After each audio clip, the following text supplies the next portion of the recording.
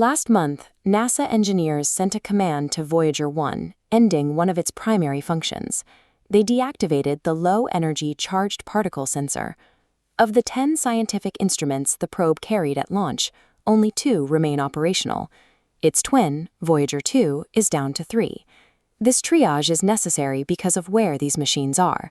Voyager 1 and 2 are currently between 21 and 25 billion kilometers from Earth, moving through the interstellar medium at over 80,000 kilometers per hour.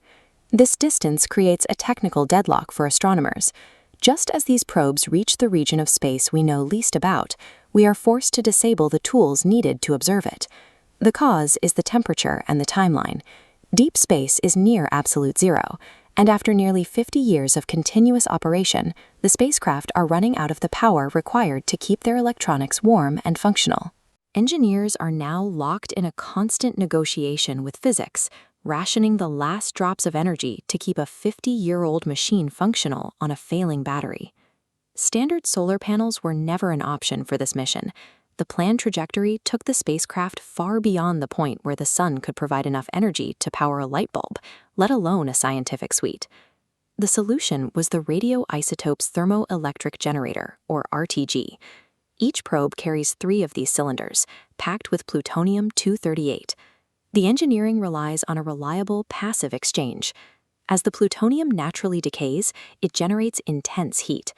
The RTG captures that thermal energy and converts it directly into a steady flow of electricity.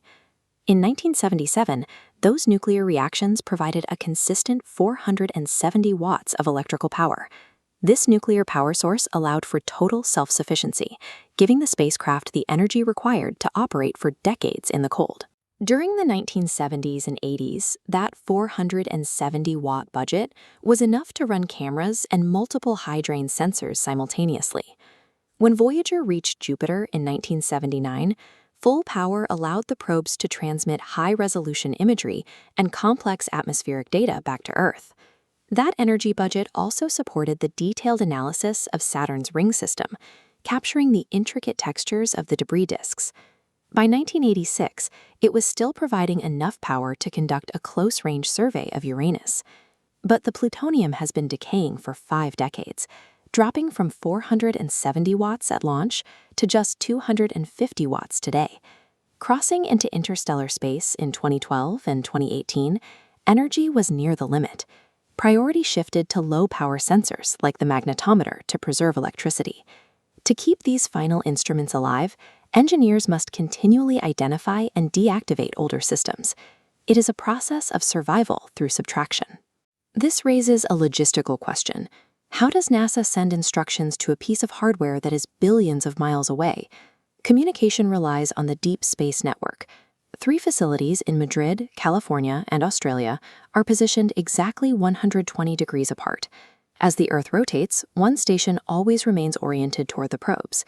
Because Voyager's remaining power is so low, its signal is barely a whisper by the time it reaches us. To catch it, the DSN uses antennas 200 feet wide to amplify the data.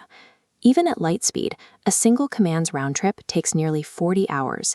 Engineers wait 1.6 light days just to confirm receipt. Operating Voyager today is an exercise in extreme patience. Every transmission measures the vast growing void between us and the machines we built. Eventually, the decay will reach a mathematical limit. The RTGs will soon fall below the threshold required to power even the basic internal clock and computer. At that point, the final sensors will go dark. Voyager will lose the ability to speak to the Deep Space Network, and the probes will fall silent for the first time in over 50 years. While their scientific life will end, their physical journey will not. Without atmospheric friction to slow them down, their trajectory is effectively permanent. Voyager 1 and 2 will continue to drift through the Milky Way at 83,000 kilometers per hour. They will become unpowered, silent artifacts.